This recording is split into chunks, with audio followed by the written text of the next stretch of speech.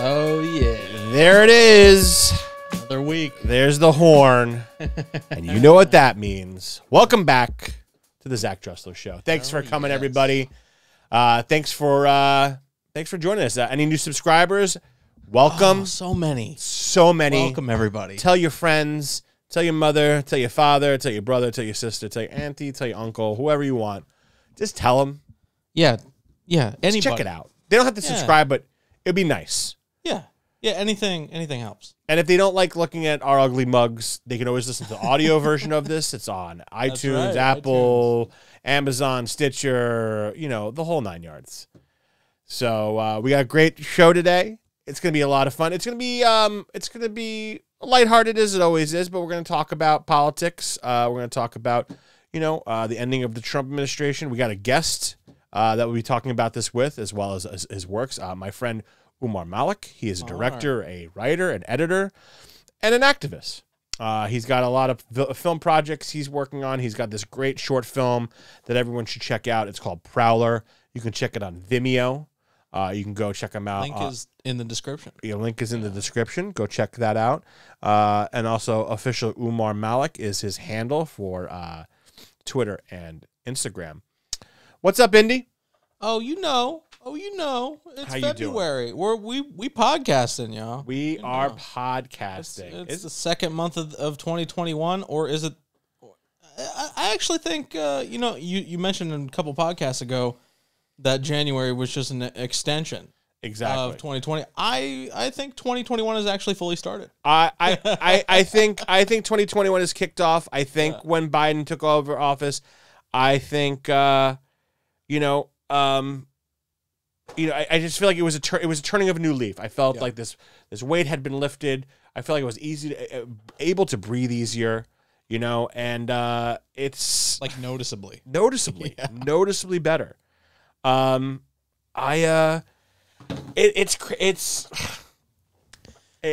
just feels good. It just feels good. I'm sorry. I'm at a loss for words. Today, I want to talk about this as well. Are you a gambling man, my dude? I am not a gambling man. You don't gamble at all? You don't play poker or, bet on sports, Dodgers or anything like that? Well, the reason why I don't is because I had association with it in that my uncle owned a liquor store. Okay. And the state of California, every county has a fair, right? County fair. Yeah. So in the state of California, every county, the state picks one liquor store or convenience store that sells lotto to do the fair, right? Oh, okay. And I did not know this. And it just so happened to be my uncle's liquor store that they selected to do the fair. So I got to be a lotto guy at the county fair for 6 straight summers in a row. And basically all the carnies, the degenerates, the interesting people of the workers, the traveling workers of the fair were actually my regulars. So I got really? I got hooked up with like mini drones. I got hooked up with free stuff. That's like no shit. We would I smoked cigarettes back then. I would trade cigarettes, stuff like that. But also I noticed how much money they would spend on scratchers. And everything. They would go do their throw the bottle at the throw the ball at the bottle. Yeah. And they would just come straight over and spend the money right at the lotto, like on their breaks. And like they were spending a lot. So it's like I always had I always saw a lot of degenerates at that job. Okay. So that's why I don't. But makes sense. Nothing really against it. It's just not my not my drive. I get it. I'm not really a gambling man, and I've been doing sports for years. And one of the things that I never understood was gambling on sports. Like, I'll do it with a friend if they're like, "Hey, you want to go on me this crazy, bet this crazy, whatever, 3-team parlay, blah, blah, blah." Sure. But I never really truly understood it. And probably because I just never had money to spend on gambling. It wasn't my thing. I growing up, I would play blackjack with my family. We would pay 50-cent chips and nothing crazy. We win $20 at Christmas. Right. And as I got older, we go to Vegas or Atlantic City, depending on where you are, or any casino that's by you. It doesn't have to be Vegas or AC. And I played poker, I played blackjack, but I would play the small table, like $10 buy-ins and $15 buy-ins, and it's fun. I never really got into it.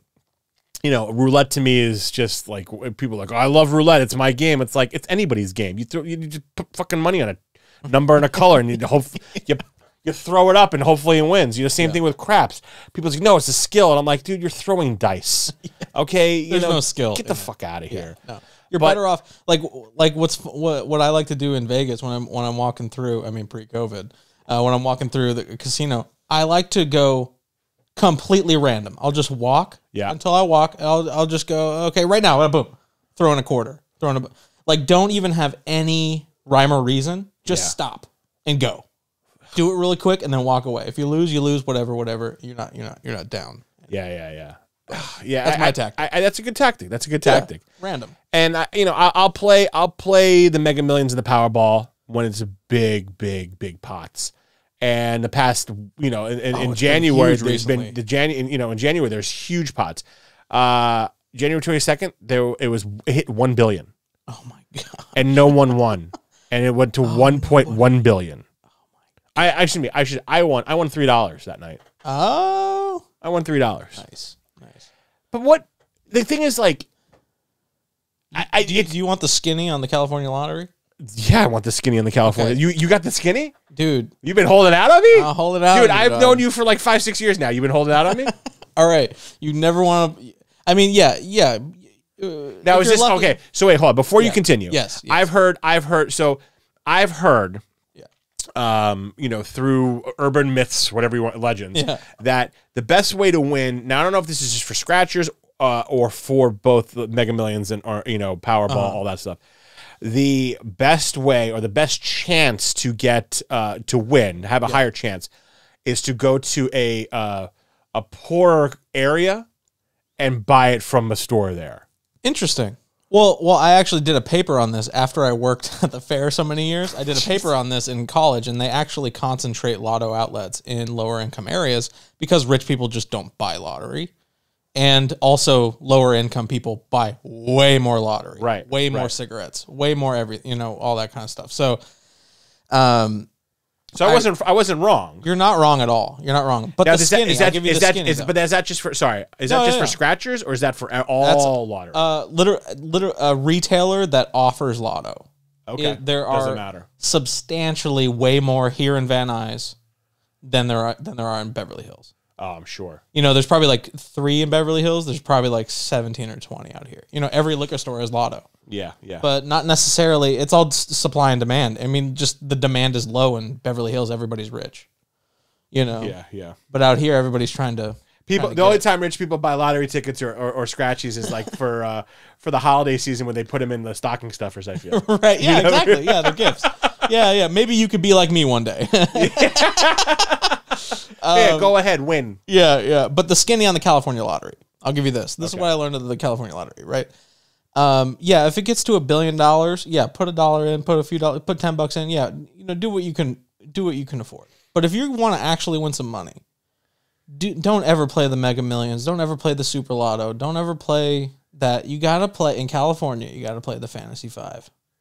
The Fantasy 5. Fantasy 5. It's a lot lower payout, but a lot higher percentage of winnings. You could win like 50 grand, 70 grand on it.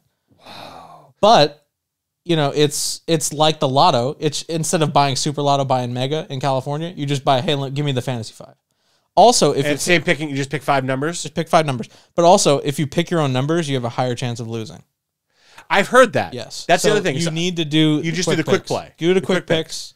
Yeah, do the quick pick. Do the Fantasy 5. Yeah. And you'll have a way better chance of actually winning some money back. Like that $3. Yeah. There's thousands of people it was all from quick picks. Right. Because what I do is I'll buy 10 quick picks or whatever it is, and then I'll do one where I'm actually putting the numbers, and it's just strictly family members' birthdays. Yeah. You know what I mean? Just because you got to play. I feel like you got to play it. Right. You got to play it. Of course.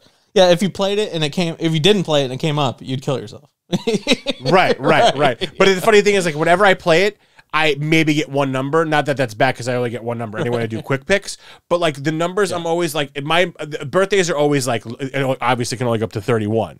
right? In terms of that. And then there's you're limiting yourself. And then you're like, all of a sudden, it's like, fuck, there's 55, there's 60, there's like 48. Like, how am I supposed to? And then, That's of course, how I do it. and then, of course, all those numbers, you get like 9, 45, 50, 52, 54, 60, and then like Powerball is like 30. Yeah.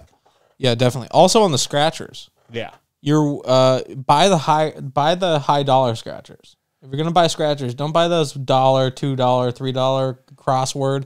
Get the $10, get the $20. Because here's the thing: like it's one thing is $20 or like $20 worth, dude. It's like it looks like a big piece of paper. It's like a huge cardboard piece of paper, and it like they go up to $20, I think, in California, and they might even have a $50 one now.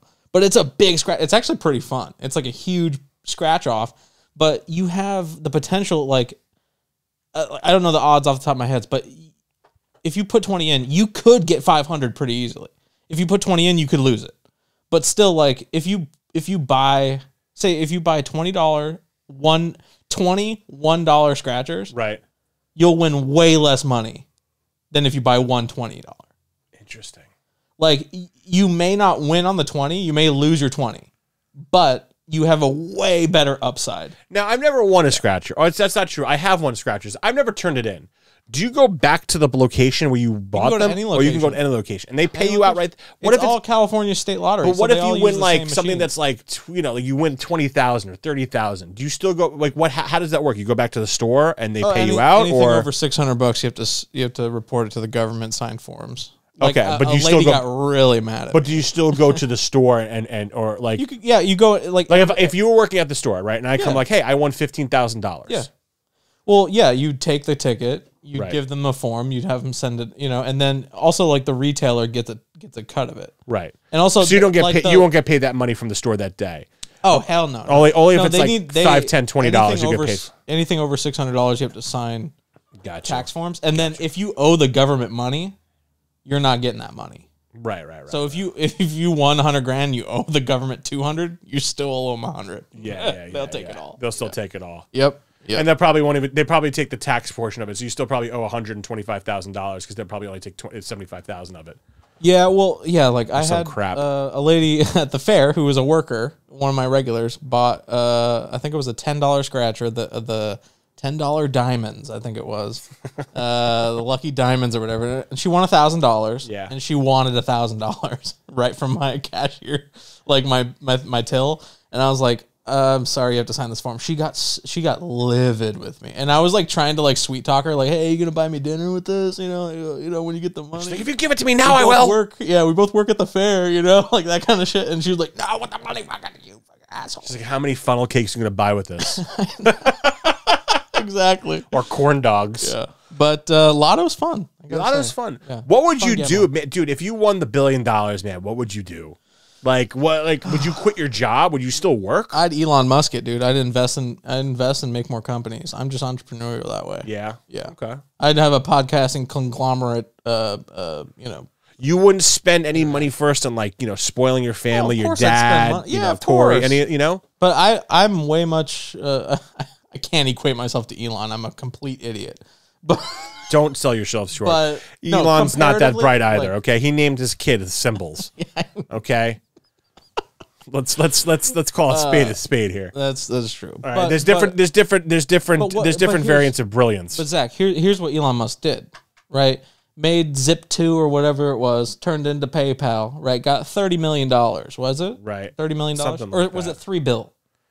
I don't, I think it was like in the low bills, yeah. Right? So he became a $3 billionaire, right? Something around there.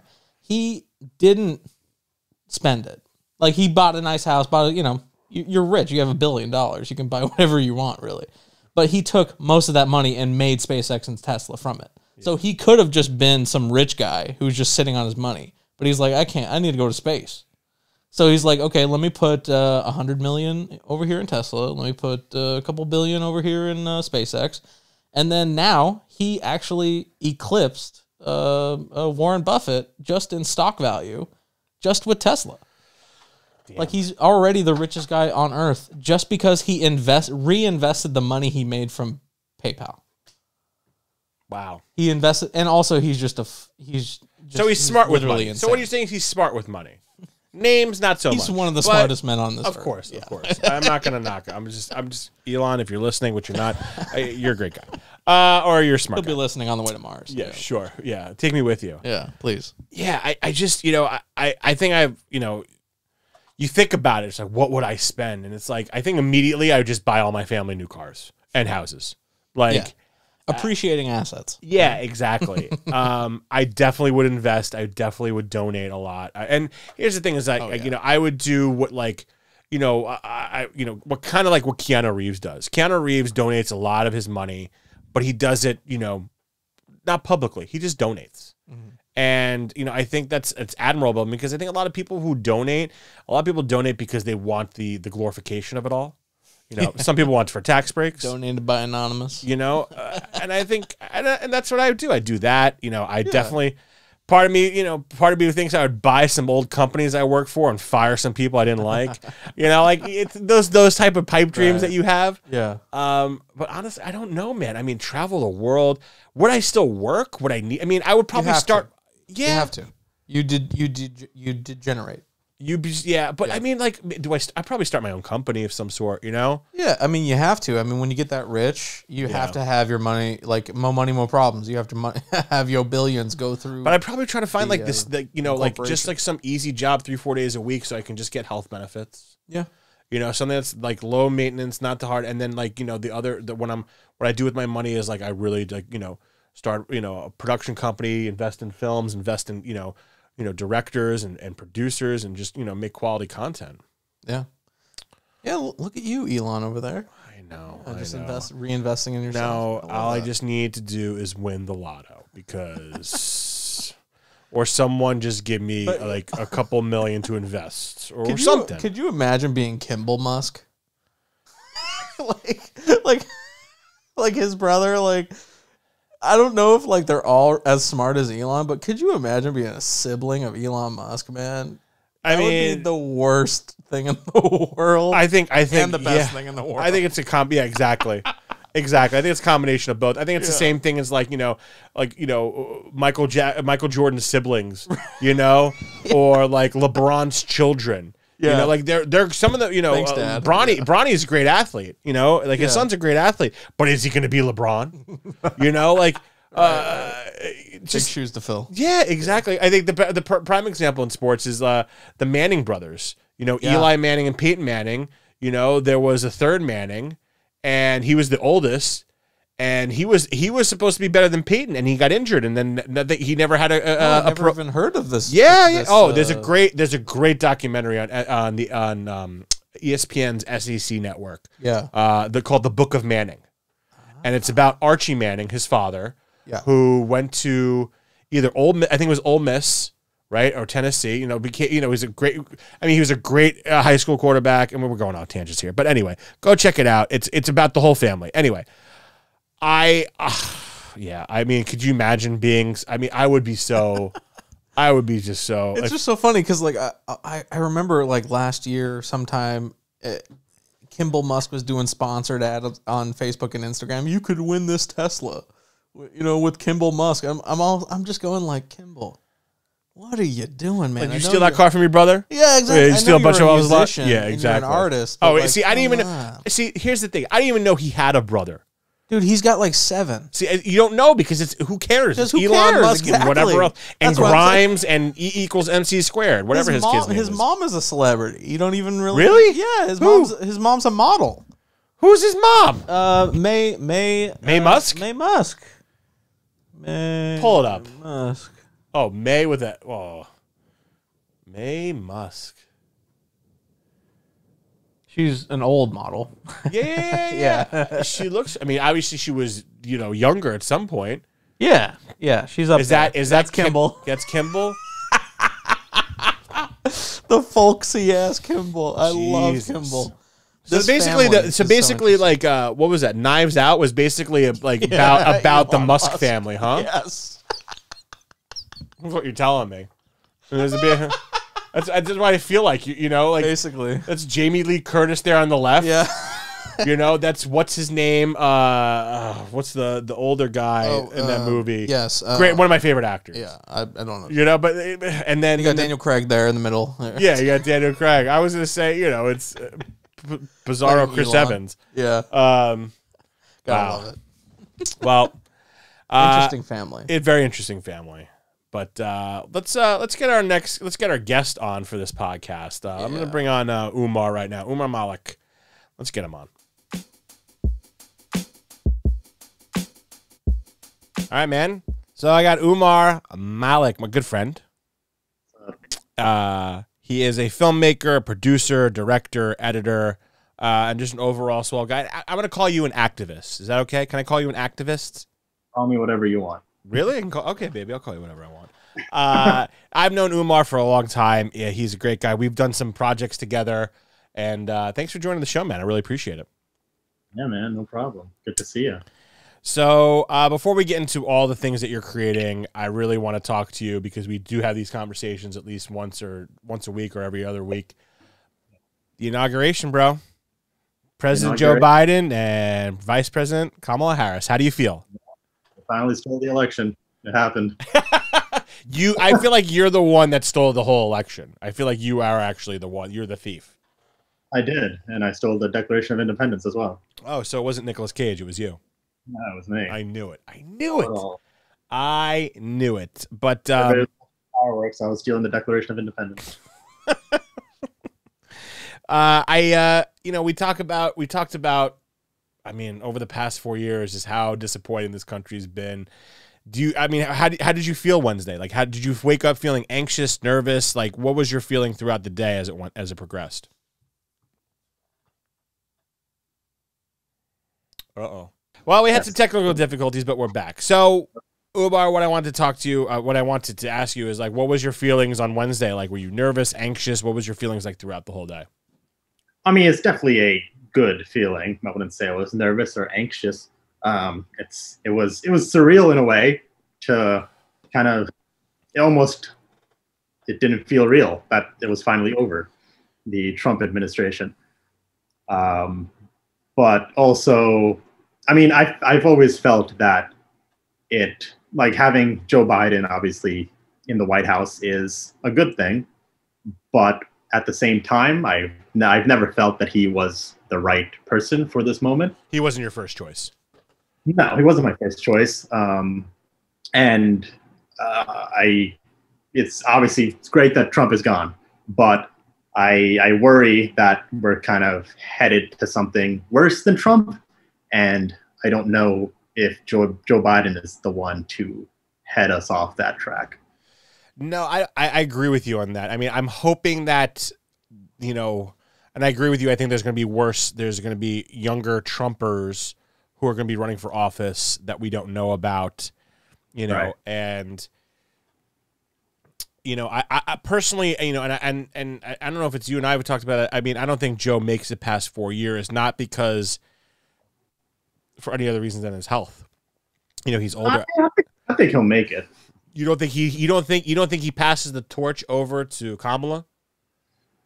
I mean, I hope not. I don't think Kamala is the future either. Okay. But I think health permitting, I think he'll probably run again.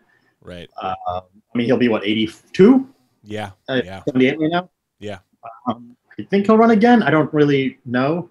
It's kind of, and I think he's talked about also this idea that he's kind of here to pass the torch to the younger generation a bit. But I think he's still, he was vice president when Obama was president. Of course. Right? Yeah. And what came after Obama was Trump. So does Joe understand that there was something, there was racism and all these things that kind of contributed to Trump, and Obama was black, and all these things kind of coalesced to bring us Trump. Right. But there were other issues there too about, how, Obama did ignore a lot of the issues that were important to a lot of people who were middle class or poor. He gave a bailout to these corporations and kind of left everybody else in 2008 to just kind of fend for themselves. people lost their jobs and their homes and their money. And but that wasn't Obama's fault originally. I mean, Obama inherited that. I mean, that's I'm talking about the response. Sure, but I mean, and right, and because that in 2008, that recession, almost depression, led to Obama's surgence, and pretty much won him the election. Right, and then like, how he responded was kind of the same playbook as giving them bailouts, not really bailing out the middle class or the people who lost their homes or lost their life savings. All these people just they lost their homes, and that was it. Right. And I think some of that had to do with this idea that Washington doesn't care about you. And let's just try this guy who is an asshole, but he's not, some Washington insider. Right. And that led to, so it's just, does Biden understand that? And will he heed the warnings of his own vice presidency and actually go big here, especially right now when the economy is in tatters once again? And will he go big and not just, these piecemeal things that kind of help just the rich and the corporations and businesses, but nobody else, which he's kind of doing, but. Yeah, I mean, I think it has to be an interesting, healthy balance that he has to figure out, because obviously you need to bail out some corporations, but you got to bail out the American people first. And I think he's learned. I mean, listen, he's 40 years into this, right? Whatever, 36 something years into this. I think that he's learned that he needs to be more understanding of the middle class and the lower class. And I think that we've hit this turning point where, because of social media, because of the accessibility we have to, as an individual, as a citizen, you and I have, a little bit more, I won't say like a power, so to speak, because of social media, because of things like the phone, that we can, get in masses and tweet and voice our opinions or discontent, whatever you want to say it. And I think that he's able to hear that more because he has younger people on his cabinet, because he has, people, like the AOCs and people in his ear all the time, because they have the finger on the pulse of the youth. So I think, hopefully he listens to that. Hopefully, he's got 2 years. I mean, even though the Republican senators can filibuster a lot of stuff, they have, the Democrats, need to really push forward and really bully the things that they want to make, the changes they need. Willing to do that. That's my thing, right? Is he he's said before that he's opposed to getting rid of the filibuster and doing the thing, and even opposed to Medicare for all and these things I get that, the Medicare for all thing, but it's more about, is he willing to take these risky but bold actions in order to actually get things done? Right. Or are we just gonna he's gonna pass one bill and then I think it's gonna be 50%. I think it's gonna be 50% of what he's gonna do. I think that's just the bottom line. I think he can't appease everybody, and no one can. No one will ever will be able to, no matter who's in the office. Yeah, and the other part of it is also just, I think over the last 4 years there has been a lot of people who became engaged and started paying attention, and now that Trump is gone, do those people just disengage and because I think a lot of these movements that happened over the last couple of years would not have happened if Clinton was president. Like Black Lives Matter and Me Too and all this stuff. I don't believe that there would have been as much engagement towards these things if Clinton was there. No, I agree with you. I agree with you. They wouldn't be. They might have formed, but who knows about the traction they would have gained if it wasn't if Hillary was in office. Right. Exactly. And I completely agree with that. And I'm nervous, just like you are. Having said that, what is this engaged the right? I'm not going to say Republicans. I'm going to say the right, because in my opinion, I think after this year, after this election, we're going to start to see a predominant third party. And I don't know what that third party is going to be. I don't know if it's going to be like the party of Trump and the Republicans bail and become more Democrats, and more Democrats that are left become more a socialist, third party. Mm-hmm. I mean, I don't know. I mean, I feel like every election cycle, we always talk about this third party that's going to emerge, and it just never does. I think it takes a lot to build out a new party. 100%.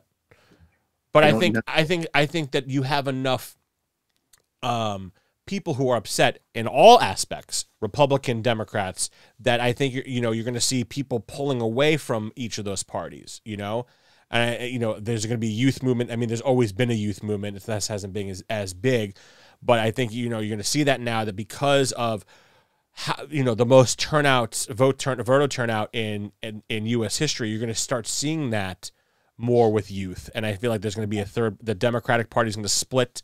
There's going to be a faction that leaves that's more left. The Republicans that are Republicans or who are moderate are going to swing over to the Democrats, and then those ultra right Republicans, those conservatives, are going to become this this patriot party, if you will. Yeah, I think there's more danger of the Republicans and the right kind of course, splitting and becoming their own things. Yeah. Than there is of the left and the liberals and Democrats forming two separate parties. Because right now the Democrats are still pretty united. Even they have issues with, the left has a lot of issues with Biden, but it's not the hostility that you see on the right against. No, 100%. Right? There is just Trump's party. But that's the other thing. I feel like a lot of the mainstream Republicans right now are still Trumpers, right? So I don't know if they will split off, and that's why I just don't feel like there is a split coming anytime soon, just because I feel like the right has still kind of bought into that Trumpism. The Republicans, they're still kind of in there, and there's a few handful like Mitt Romney and Collins or whoever that kind of are still more in the middle, but for the most part, the Republicans bought into Trump. No, 100%. And I don't see them, because it's also about their base. The base has bought into Trump.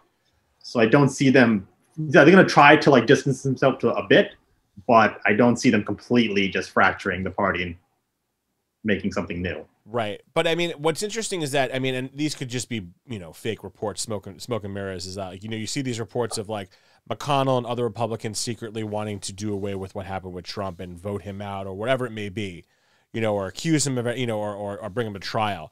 I find that interesting, even if it's slightly true, because I remember this time 4 years ago when Trump got sworn in, the shit-eating grin that McConnell had on his face, knowing that he was going to have carte blanche to do whatever the hell he wanted. Right. Yeah. And I think I think most Republicans want to break from Trump, but it's not really about what they want. It's what their base wants. And they know if they break from Trump, they could get primaried. And McConnell's not really in that ball because he's just going to win them. And he's not going to run for presidency. Yeah, and he's also, who knows if he runs for re-election. He's going to be 86 when he runs next, So who knows if he's even going to run for re-election again. God, I hope not. So I think they're still adherent to the base, the Republicans, and the base is still pretty much with Trump. As far as I know, I haven't seen anything. Even with the insurrection and stuff, there was still a lot of support for Trump even after that. Yeah. So I don't really know where the base is at right now. So Republicans' actions are going to be dictated by the base. Yeah. And that's gonna that's why I don't think there's going to be as much fracturing, because I think the base is still pretty united with Trump. Yeah. And the Democrats, I think, are pretty united with Biden right now. So I don't see a lot of fracturing in there, even though there are certain things. I still see, and I do see Biden is a figure that does reach out. He will reach out a lot more than, of course, Obama or Hillary would have done to the left. And I think I think people just like him better too. So. Yeah, he's more affable, he's more likable for sure. There's no doubt in that, and he's got more likable people around him. His running mate, obviously Kamala, his wife, and just the cabinet members that he selected are just a lot more likable, a lot more, it's just I feel approachable. Even the press secretary that they got, it's nice to finally have someone take field questions. You saw Dr. Fauci today. He looked like he was yesterday he was so happy to just be able to express, what he's been trying to express for exactly a year now. Right. Yeah. And I think it's at least we have a government. With Trump, you weren't sure what was going on in our government. Right. At least right now that we have a government and things will be taken care of to an extent. Yeah. just right now, like, will Biden do the things necessary to push us forward? Yep. And not keep us either still or, bring us back. Because, like, the danger here is that Trump is gone. Who's the next Trump? And will he be smarter and more dangerous? So that's what we have to fend off. And if we kind of do the same stuff we've been doing for the last 50 years, we're just going to invite an actual fascist to come take over, who's going to actually know how to do it. Listen, I mean, we're 10 years away. In 10 years from now, we will know what if we repeated history or if we've abolished it. You know what I mean? Are we heading towards Nazi Germany? Or are we going to learn from what happened in the past and make sure this doesn't happen again? And that's what I'm nervous about. Is like, I'm nervous now. We saw these events that happened on January 6th. We heard about all the FBI investigations and all the things that they found out leading up to the inauguration and all these things that they've, all these attacks on the 50 capitals that they've thwarted and all that stuff. My concern is, like, we're going to have to worry, I think, now about domestic terrorism's always been an issue, but now I think it's going to be a real big issue because you're going to have these super alt-right extremists, Yeah. And my worry with that is, obviously I think it's definitely a threat. But my worry is that we take this new domestic terrorism threat and then turn it into our, like, 9/11, right? Yep. Turn the insurrection into our 9/11. Patriot Act, all that stuff. Yeah, Patriot, like, we start doing all these things that infringe on our rights and our constitutional privileges, and we overreact to a problem and make it worse, right? Right. And I do fear that we may go that direction, just because, especially with, like, the insurrection was a huge event, right? And it's one of those events that does kind of that scares people. And what happens with that fear? Like, how do we respond to that fear of domestic terrorism and white supremacy? Do we use it to kind of, like, basically what we did after 9/11, just kind of destroy ourselves a bit, right? And, like, look, 9/11, everything that happened after 9/11, kind of, basically, the terrorists kind of won in a way. 100%. I mean, it literally took the freedoms that we took for granted away from us. I was saying earlier, we're talking with someone earlier today that I remember, I was in DC, I was in school, the year before 9/11 happened. And I remember that summer right before 9/11, I was in DC celebrating the 4th of July. And what a lot of people love to do is that you go to that mall, go to the National Mall, and you could, and they had a huge firework display. And people would bring coolers of beer, and you would just sit there, and it was so free. It was freedom. It was liberating. Right. Literally, the following summer, you couldn't bring a beer in a koozie, an individual beer in a koozie, to anywhere within 10 miles of the mall.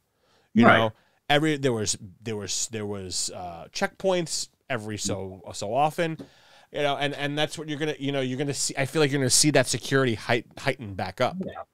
Yeah, and I think you could even probably track the rise of Donald Trump back all the way to 9/11, right? And the events that happened that we did, the wars, how we infringed on our rights, the economy, it all kind of just piled on top of each other, and I think eventually, led to the rise of Donald Trump. And now we have basically, I think a lot of liberals could be another 9/11 type event. And now how will liberals react? Now they have power during that event and the ability to react to it. Right. It's, knock on wood, hopefully nothing like that happens. But what will be the response if it does? Like, what's the action going to take? I mean, I think, people are, and I don't know how you feel. I feel okay with this. I feel 50-50 on this.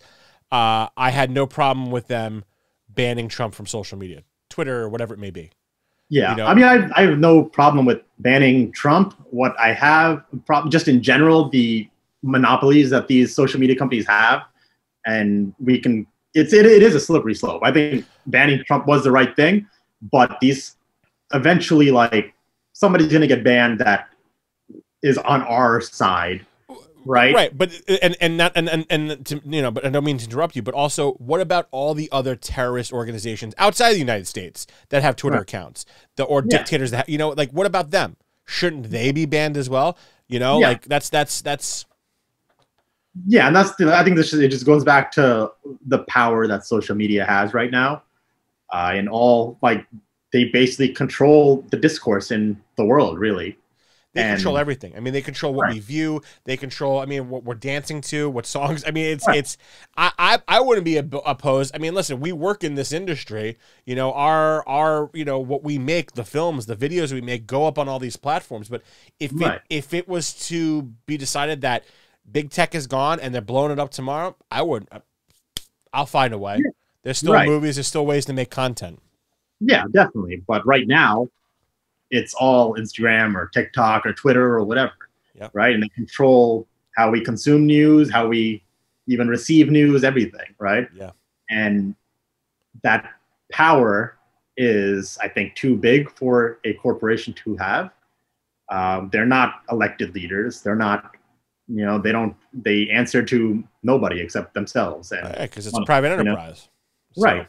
So how do you, what is the solution to that? I think there's a lot of people who are out there who have a lot of First Amendment claims for oh, we shouldn't have banned Trump and this and that. I think we should have banned Trump. I think it's the right step, but it's just about going forward. How do we address this real problem of radicalization, of extremism, of fake news, of all these different things that are melting the brains of the people in this country and around the world.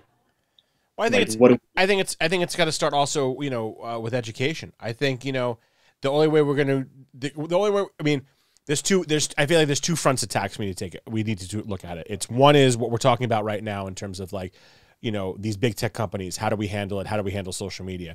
But then it's also, how are we going to raise, educate the kids, the youth growing up, to view these platforms, to view news, to view media, and what is fake and what is real. And I think we're not even close to that yet. And that's an issue. And I think, what we've learned over the past 4 years, regardless of social media, is that the education system is fucking broken. I mean, there's too many, and listen, you're going to have uneducated people across the world. It doesn't matter what country or where you're from. But America seems to have this high number of educated who think they're educated people that, it's American exceptionalism, that we've done nothing wrong. We are America. We are perfect in every way. I mean, I think it goes beyond education. I don't think all these people who subscribe to these conspiracy theories or fake news or get caught lost in this QAnon bullshit, whatever. I do not think it's all about just they're stupid and uneducated. Right. I think it goes beyond that. And I think it's more about people lack a purpose right now, right? In general, I think there is an epidemic of just unhappiness and people who feel left behind and they don't matter. And they find these groups, it's like a gang, right? Yeah, of course. Find a group of people that value you, that you can build a community with, that you can build a life with, that you can, because a lot of these QAnon people, right? They legitimately think they're saving children from these pedophiles in Washington, right? It's giving them a purpose. It's giving them a reason to live, right? Yeah, I know. So I think that it is a deeper problem of people's own feelings of unworthiness and that the system is rigged against them and that nobody cares about them.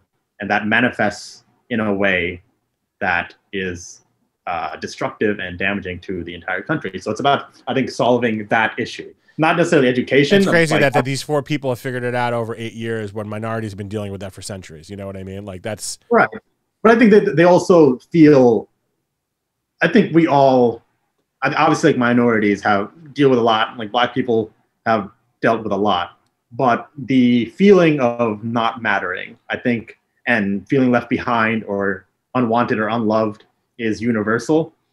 Of course, yes. A lot of people feel these different emotions and feel they don't matter in this world. Well, people prey on that. People prey on those type of people. You know what I mean? That's how they, and that's what I think Trump did great at, is that, people call him stupid.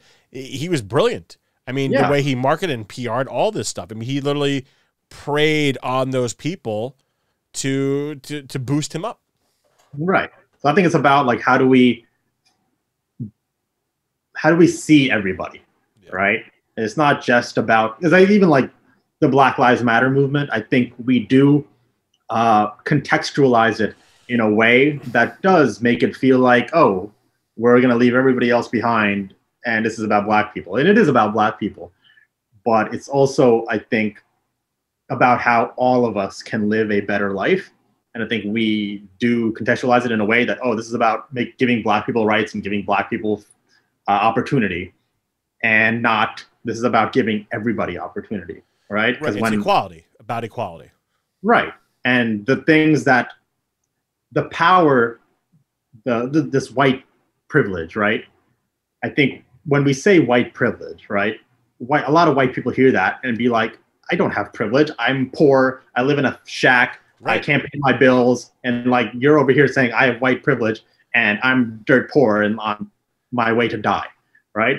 So I think it's about recontextualizing what we mean by white privilege. White privilege, I do not see as a privilege. I do not see the power that white people have as power.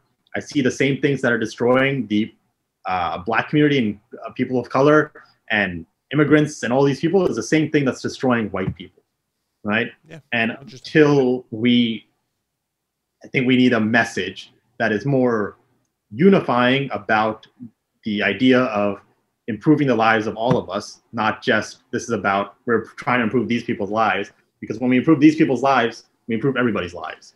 100%. Right? So we need to, I think, recontextualize what we're really talking about when we're talking about white privilege, because this privilege that we claim that they have is not really privilege; it's also destroying them. Sure, I have no beef with that. I agree, and it's interesting because I think we've as a society have really done a poor job, and this sounds weird, marketing our issues. You know, defund the police. You know what I mean? Like, let's take it like that. That was such a jarring word for people that don't. It's not you're not defunding. It's like it just doesn't sound good as reallocating money from the police. It just doesn't. Right. I remember the first time I heard that. I was in like Pan Pacific Park at the Black Lives Matter rally, and they started chanting like defund the police. They're like I was chanting before like about other stuff, and then the guy was like defund the police, and I was like, wait, what? What did you say? And then like, because it's a very like, wait, are we getting rid of cops? Like, what's happening here? Yeah. Then it took me like time to actually like, oh, I got to look at what does it actually mean. And then I was like, oh, okay, I get what they mean. No, but absolutely. At that point, like, if you have to go and explain what your slogan is, you've already failed. Right, so, and I feel like that's what a lot of people did, and I think defunding the police, it really it charged a lot of people to disrespect people on both lines, police authorities and people who aren't in police. And I think, one of my friends who's a police officer in New Jersey, when this was going on, I mean, he was spit on. He was like, people said, fuck you. Right. And he's not, he's not, he's not bad. He's not a bad guy. But at the same time, what was happening, no one was understanding. And what is happening, not was happening, what is happening, no one's understanding. And you see it all. I mean, look at the most recent, the woman that the person that stole the laptop, Pelosi's laptop, and was trying to sell it a Russian secret. She got like no time, and someone that it's. Yeah, and I think it's a system that's, of course, honestly meant to benefit nobody, right? And we make except for the rich, except for the elites. Yes, right. And I think we even like when we talk about it in a way that makes it feel like, oh, these white people have it so good and we don't. I think we're doing a disservice to where we want to be, because I honestly, at least maybe this is just me, I do not want what white people have, right? That what their lives are, what they see as power and privilege, and that I do not want that, right? I think you don't want a cookie cutter home. I'm just kidding. No, I think it's destructive. I think it keeps us in a system that doesn't help anybody, right? It keeps everyone in the same place. It just keeps everyone in the same place, right? And kind of blind to their own, to their own dreams, to their own purpose, to their own fulfillment. And it's about, I think, not about becoming a part of this privilege that white people have, right? Because we'll just become that, right? We'll become destructive. We'll become obsessed with power. We'll become obsessed with money and greed and all these things, right? All these things that we see as white privilege, right? These opportunities, this power, this cops beating up black people, it's called white privilege, but it's not, right? It's not something I want, right? It's about taking white privilege, destroying it, right? And creating something new that includes all of us, including white people and black people and brown people and whoever else, right? Not about us, like, I don't want to see it at their table, right? I want them to destroy their table and we build a new one. It's basically like you want to see New York just, you know, like I feel like New York is a prime example of that, where everyone's doing their own thing, whatever their success is, whatever their wealth is, whatever they want to be, they can be that. Now, obviously there's I'm putting that in a box, you know, because there's still obviously economic and socioeconomic things that happen in New York that aren't as fair, but overall, like the melting pot, you want to feel like it's a melting pot. You know what I mean? Even beyond that, like, yeah, definitely it needs to feel like a melting pot. But what are we living for, right? We're living for like money, or working from 9 to 5, slaving away, being corporate slaves. And like, what are we living for? Right. It's about changing that dynamic where we're not living for money and greed and power and all these things.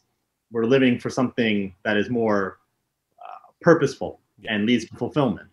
Right. Because white people don't have that, right? We can't pretend that like white people have these amazing lives that we just like they're at the promised land that we want to get to. They're not. They're just as fucked up as anybody else. They just don't fucking realize it. Yeah, I agree. Their lives suck. I agree. And I don't want to be a part of that. I want to be a part of something new that brings us all together. And we build something new that values more than money and greed and all this materialistic bullshit. I agree. And I want to shift gears here for a moment because I enjoyed that conversation, but I want to get more about you, you know, and we're not like strict for time here, but you know, I don't want to keep you up all night. You know, give me 8:45. What's my that? bedtime 9. I mean, listen, I know you have strict bedtimes. I know you gotta get your beauty sleep. You gotta get at least 12 hours. I understand. You know, you're a beautiful man. I want to talk about, you know, like, you know, what you're working on right now. I really want to talk, before we get into what you're working on right now, I want to talk about your short film Prowler. Yeah. You know, you showed it to me. You're like, tell me what you think. Tell me what you think of the story. You know, what do you think this story is? Right. Tell everybody what Prowler is and why you made it and what you went for. Well, I made Prowler like around the time when all the Black Lives Matter movements like started, and it was kind of, I had that idea for a while, and it's basically about a guy, a young black kid who just walks home, right? And I wanted to delve into that experience of what that's like. Just as simple. Doesn't have like a story. It's just this black kid walks from his friend's house to his house, and I just kind of wanted to create just like a natural kind of what do you call that? Like fly on the wall type thing, where we're just watching this kid walk home.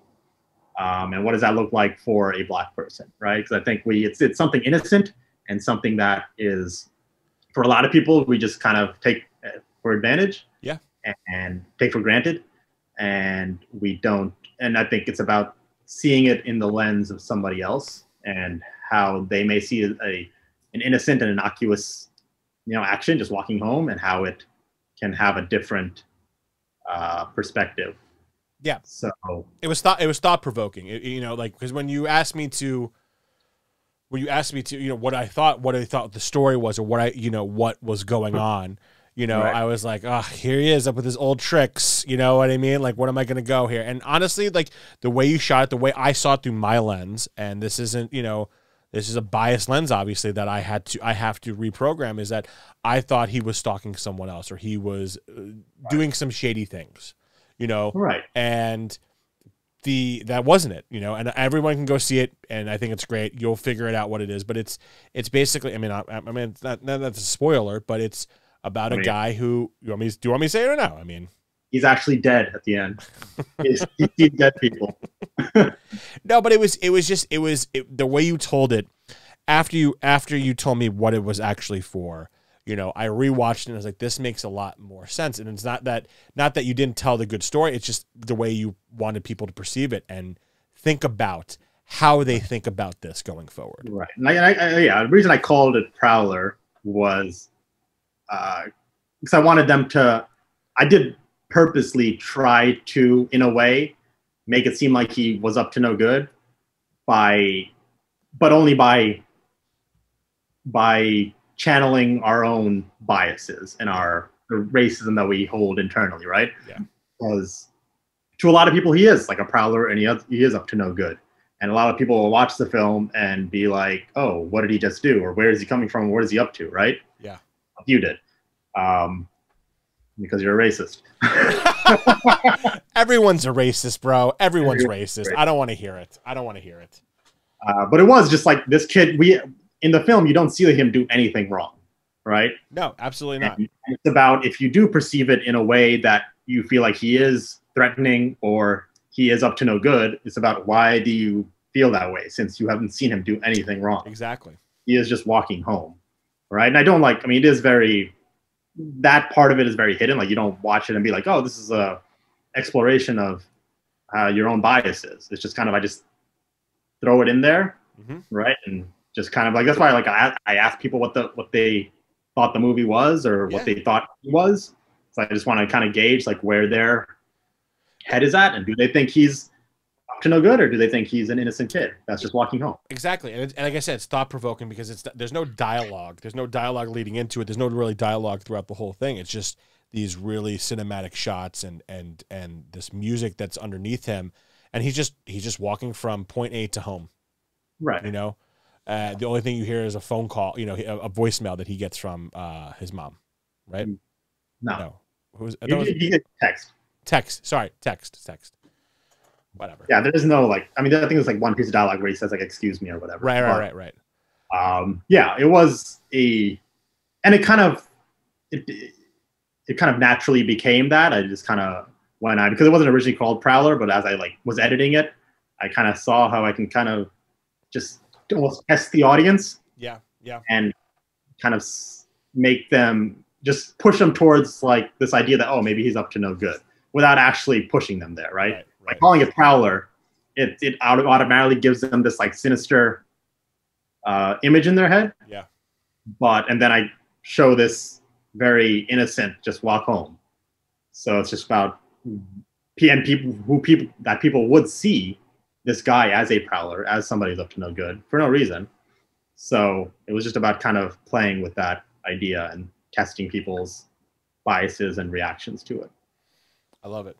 And you submitted to a bunch of festivals that got in a couple already? I got into one. I haven't really heard back from other ones. You will. We'll see. Well, what else are you working on before I let you go? What else you got going on? Yeah, I mean, well, the whole, when I released Prowler, I kind of started my own like company. Yep. Called Flare, and I kind of put that under the umbrella of Flare. So right now I've been, and for the first couple of months, I didn't really know what I wanted to do with it. And recently I've been just kind of showcasing other people's films, short films. So I've been trying to find just impactful work that other people have done. Nice. And just reaching out to them and being like, hey, can I put you on my platform? I love it. So that's great. So right now it's almost like a Netflix for just like films that have to deal with important issues. But I'm working on like what I want it to be eventually, like where I want to take it, because I do want to like start building my own content that kind of builds on the idea of just like making impactful work and making a difference. So the platform is great. The website's great. It's really nicely done. Yeah, thank you. And yeah, so I'm just kind of taking it day by day and just kind of seeing where it goes and trying to come up with new ideas for what kind of content I can create that I can put up on the site, and building followers on Instagram and blah, blah, blah. Oh, always got to build the followers of social media, but we have to do away with social media. But we have to do it. But I need we need the followers. Yeah, it's the worst. It's the worst. And that's what I'm talking about, right? Like we are so dependent on these big tech companies because they are the outlet for us to reach other people. And like if Instagram banned me tomorrow, like what would I do? Right. No, absolutely. Because there are other ways, but it would make it a lot harder for me to reach people. Well, it's not only that. It's you know, if you're trying to get management or representation of any stuff, it's like, it's what have you made, what are you into, and then what is your social following. Exactly, right. And that's crazy because you could be you are one of the most talented people I know, and just because you only have a couple hundred or a few thousand, followers, doesn't mean you're not as worthy as someone that's, and I'm going to say this, superior, less talented, who has over 100,000, 200,000, 300,000 followers, 1 million followers, right. Who just makes whatever. They just got big because, they're dancing a certain way or, making, and that's not to knock them, but it's just, I feel like it's watering down what is really good content and what is just. Right. Yeah. And that's the other thing I hate, like Instagram and all these. I hate like actually posting stuff. So it's just such a chore. They're like, oh, I have to go on this Instagram and post bullshit to get followers in order to build my business and blah, blah, blah, blah, blah. By the way, go follow Umar Malik, official Umar Malik. And also you could always go to YouTube and watch the show. Man. So, just kind of, and I'm like just working on building the business and still writing a feature right now. Just trying to keep going, taking steps forward as much as I can. Do you find it's a little harder because of COVID? Would you think? Oh yeah, it's hard to sometimes find motivation, and of course, and like just being in a room or a house is not the most inspiring place all the time. Yeah. So it's hard to sometimes you're just stuck, and you just gotta. Sometimes I just like go and take a drive for 2 hours and then come back. Yeah. Or go to a park or go work out somewhere. So I've been working out a lot more. You look good. I know. So you look at the confidence of the man in front of me here. I love it. All right, dude. Well, I appreciate you joining me. I hope you had a good time. We've been doing this for about almost 40 minutes now. Have we really? Yeah. Well, so thank you for having me. Of course. We're gonna have you on again. And obviously you and I are gonna be working on some shit because we got stuff we want to do together anyway. Yeah. So thank you for joining me, man. I'll cool. I'll talk to you after this. Talk to you later. Thanks, brother. Peace. Peace.